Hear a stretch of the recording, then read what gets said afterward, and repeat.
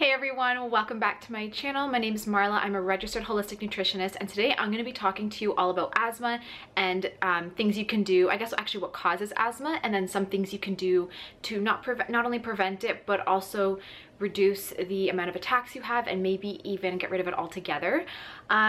So before we start, there are a couple triggers, I guess, for asthma. So a lot of them can just be starting from a very young age. If the child is exposed to tobacco smoke or even like nicotine from someone who's smoking in like the vicinity, that can trigger allergic reactions, which is a big cause for asthma. Also dust mites, pollen, mold, food sensitivities if you have like a dairy or wheat allergy. So there's a lot of triggers. It can start from a very young age. If you have a family history of it, then it increases your chances of developing it as well. Also, cold air, fumes from cars, even certain medications and fragrances and like perfumes or cologne can also be a trigger for it. I do have my notes here, so I am looking down. But essentially what's happening is when you're exposed to the allergen or the substance that is triggering your asthmatic attacks, a lot of mucus and inflammation forms, and that's when you start getting the restriction and you're unable to breathe as much. Your pathways and airways start to close, and that's what initially is what happens when you get an asthmatic attack. So there are two different types of, I guess, of asthma. One's called extrinsic asthma, one's intrinsic. Extrinsic is more you would develop extrinsic asthma, you can hear my kids in the background, if you're younger, usually a younger child, and there's usually a history of food sensitivities and eczema in the family. So for example, if your mother had eczema and certain food sensitivities, there's a good chance that child would develop asthma. So it definitely increases your risk. Any food sensitivities can definitely trigger asthma. In terms of, I'm not going into so much detail, I don't want this video to be super long, but in terms of intrinsic asthma, that's more, the attacks are triggered by something like a virus or an upper respiratory tract infection or something like that. So those are, I guess, that type of asthma can come up at any age, and it can be specifically related to something. So a lot of times someone who gets pneumonia or something will notice that they all of a sudden start getting asthma attacks. So like I said, it can definitely be due to a virus. A lot of times people with asthma do have a certain virus that's triggering it, and if you address that, then your asthma goes away. So that was a super quick, I guess, little background about asthma. Like I said, your child can get it from a very, very young age. A lot of children who have it since they're babies or toddlers were exposed to a lot of secondhand smoke, or a lot of the children have food sensitivities. So a lot of times a child who's on infant formula has a sensitivity to dairy. You take your child to a doctor to get allergy tested, and dairy does not come up as an allergen because doctors test for IgE mediated reactions. So an IgE antibody is produced if you are essentially deathly allergic to something. So for example, if you eat a peanut and you get go into anaphylactic shock, that would be an IgE antibody response to that food allergen. So a lot of times when you go to the doctors, that's what they're testing for. And if you do not have that severe of a reaction to the allergen that they're testing, they'll say you're not allergic to it, when really you are, but you're just having more of a sensitivity. So a lot of children do have dairy sensitivities or allergies, especially if they were on formula, and it doesn't come up as an allergen. So the parents continue to give that child formula, and that child will develop asthma, and the parents don't realize that a lot of it is to do with that child and that food sensitivity. So usually if you remove the food sensitivities from the child, then their asthma goes away. So just a tip there for sure. If you do get your child's sensitivity testing done, maybe look for IgG and IgA sensitivity testing, and see if there's any of those triggers that your child consumes that might help to pinpoint exactly what the issue is. So a couple recommendations in terms of like I guess to not only prevent asthma but to improve it would be diet. Diet is huge. Like I said, a lot of the triggers for asthma are in relation to food sensitivities or mold toxicity and that kind of stuff. So really being careful with your diet is always the first step to limit those attacks that you will have.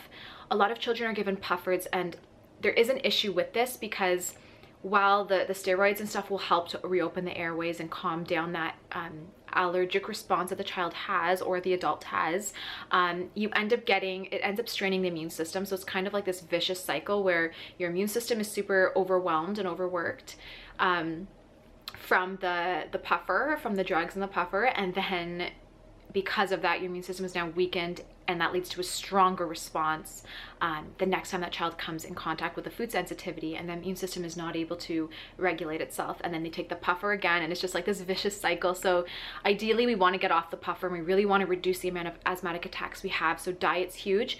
Get rid of the food sensitivities. So you want to eat a whole foods diet. Try to omit things like gluten, dairy, eggs, sugar, really common allergens. That's a very good place to start. And then if your child or yourself, if you're an adult, are still having asthmatic attacks here and there, consider expanding the types of the amounts of foods that you're limiting. A lot of children or adults have soy sensitivity. A lot have yeast. A huge one that I see is MSG and also food dyes. So a lot of kids will get candy with yellow food dye in it or something, or tartrazine, and they end up getting attacks from that. So not only limiting gluten, dairy, sugar, that you can also go deeper and start really watching MSG, really watch your food dyes, and start to expand. The more you start to remove from the diet, the greater your chances of getting rid of asthma are going to be. So definitely, yeah, avoid sugar and alcohol as well. Those are really big. Any type of artificial sweeteners like what are they called? Aspartame or sucralose. Those are really bad, and they definitely can also trigger an asthmatic reaction or attack. So you want to watch those as well. You can also, if your child is very sensitive or you're very sensitive, you might want to also consider getting rid of allergens in your detergents, in your toothpaste. So maybe switch your toothpaste. In the shampoos you're using, switch to more natural. Like I said, the more allergens and sensitivities you get rid of, it means you're not going to have those asthmatic attacks. So now there's a couple things that you can do. I do find that a lot of times people get a much better results when they also eliminate red meat and eggs, just because a lot of times they are common allergens as well. So try that. If you've tried it like gluten, dairy, and there's still some issues, maybe even look into your meat. Choose whole organic meat if you can, grass-fed if possible. One other tip before I start giving you some supplement recommendations, many asthmatics have a defect in their tryptophan metabolism. So a lot of times people are consuming, you can get tryptophan in certain types of food that you're eating, but your body also produces it. And a lot of times if you have a defect in how your body metabolizes that, it can lead to an asthmatic reaction. If you supplement with vitamin B6, that helps to improve that defect. Not everyone has it, but it is common in a lot of asthmatic clients or patients. So that might be something you want to consider doing. Just start taking some vitamin B6, or a B complex in general is really good for supporting the immune system and also, you know, preventing that tryptophan metabolism defect. Okay, so one final tip is you really want to focus on anti-inflammatory. Essentially, when you have asthma, you have a lot of mucus, which comes from dampness in the body. Candida overgrowth and parasitic overgrowth is a main source of that dampness in the body. But alongside that, you not only have mucus, you also have inflammation. So reducing inflammation means your body and your immune system is going to calm down, and you're not going to have those attacks. So there's two things you want to do. You want to get rid of the inflammation, get rid of the mucus. So diet is huge. You can consume garlic, onions, lots of turmeric, and anti-inflammatory nutrients to reduce the inflammation in the body. Then you want to pair it with some type of candida cleanse. Once you really get rid of candida and you start to heat up the body, the mucus will thin out, it'll start to leave the body, and you'll start to decongest. And that's a huge a tip, I guess, when you're trying to get rid of asthma. So I recommend a candida cleanse. Before you go into a candida cleanse, I always recommend doing liver cleansing. I have videos on how to do a liver cleanse and how to do a candida and parasite and mold cleanse, which I recommend doing at some point. So you guys can check out my channel for those videos. But definitely once you start to eliminate, start by eliminating like those main culprit foods.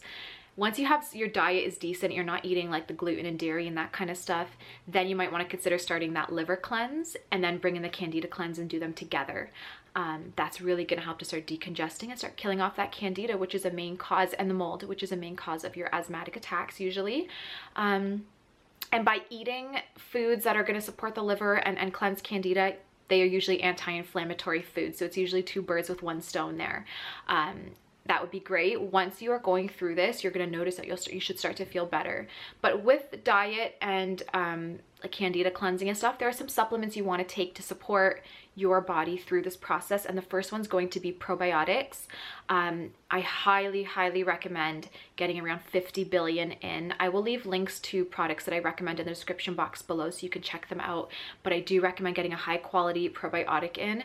Really start to repopulate. The more you repopulate, the more you're going to start to improve that dysbiosis, the candida overgrowth, which in turn builds up the immune system and starts to decongest and get rid of that dampness and mucus in the body. The second thing, like I said, is going to be vitamin B6. I do recommend getting that in your diet just to correct a potential tryptophan metabolism defect that you may have if you do have chronic asthma. Another thing would be you can do L-glutamine. That's fantastic for supporting the immune system. You can do 10 grams a day, 5 grams in the morning, 5 grams at night in some water or in a smoothie. That might be something you want to consider adding in. Something that I think would be a non-negotiable aside from the probiotics and the vitamin B6 or B complex would be digestive enzymes. When you are having those reactions and asthmatic attack to something you ate, it means you didn't digest that food well and it entered your bloodstream via leaky gut as an undigested food particle. And that's what's triggering that attack. So digesting your food is so crucial to really minimizing and improving your asthma overall. I highly recommend doing a digestive enzyme. I like the one called pancreatin. I will leave it in the description box below. It's really good to do before your meals to make sure you're going to digest your food. And it's really good and important for kids to do a digestive enzyme as well. There's something called bioenzymes. It's a chewable digestive enzyme that tastes like candy, like a mint candy for kids. I'll also leave that in the description box below if you're interested. Something else you might want to consider, especially if you're an adult, is an underactive stomach, or the potential of having an underactive stomach. If you're not digesting a lot of your proteins in your stomach, again, they'll go into your bloodstream as undigested food. So supplementing with betaine HCl after your meals alongside the enzyme might be a really good way to really digest your food and limit and prevent those asthmatic attacks. So that might be something you want to look into if you do think you have an underactive stomach. Something else that's super important to take with, you know, the probiotic and the B complex and the digestive enzyme would be some type of essential fat. You can do this through food, so wild-caught fish or salmon is great, or you could do it through supplementation through cod liver oil or a vegan EPA DHA supplement. I will leave them in the description box below as well, but these are going to be really good to build up that immune system and start to decongest the body. I highly recommend supplementing with that, and they are very anti-inflammatory, so it's a really good way to get that inflammation down. There are a lot of supplements I could get into here, but I don't want to overwhelm you guys, so I'm going to just touch on a couple more that might be important. If you are having asthma, it means you're deficient in certain nutrients, so I do recommend supplementing here and there when you can. Something that's really amazing is Gammadyn MN-cu. I'm going to actually grab it. I do have a box right here. So this is a supplement that I recommend, and this is amazing. It's a homeopathic preparation of manganese and copper, and what I like about it is that it goes under the tongue and goes right into the bloodstream, and if you supplement with manganese and copper, it really supports the mucous membranes. It breaks up that mucus and pulls it out of the body, which is what you want because that's a main trigger for asthma. It's what's happening when you start to get that restriction in breathing. So that's a really good one. Again, I'll leave it in the description box below, and it might be something you want to add in. I've had a lot of clients get really good results with that alongside a candida and liver cleanse together.